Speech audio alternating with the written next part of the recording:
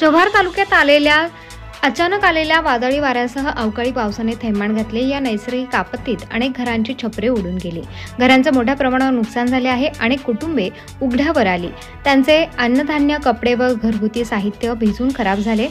छायाचित्रांमध्ये स्पष्टपणे दिसते आहे की कच्च्या विटांची घरं पूर्णतः उघडी पडली असून लाकडी आरशांचे तुकडे जमिनीवर विखुरले आहेत। छतावरचे कौले, पत्रे वाऱ्यामुळे उडाल्याने फूटतूट झाली आहे। घराच्या आत पाणी साचले असून घरातील लोक सावरण्याचा प्रयत्न करत आहेत। वादळामुळे काही ठिकाणी विजेच्या ताराही तुटल्या असून परिसर अंधारात गेला आहे। अद्याप कोणतीही सरकारी मदत पोहोचलेली नाही।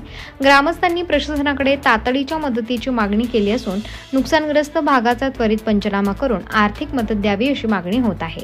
प्रबंधभूमी महाराष्ट्र न्यूज कडून प्रशासनाकडे विनंती आहे की या आपत्तीग्रस्त नागरिकांना त्वरित मदतीचा हात द्यावा, जेणेकरून त्यांचे जीवन सुरळीत मार्गावर येऊ शकेल।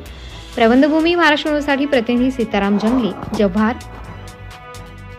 ताज्या व महत्त्वाच्या बातम्या बघण्यासाठी प्ले स्टोअरवर जा, प्रबंधभूमी ॲप डाउनलोड करा व या धावपळीच्या जीवनात अपडेट रहा।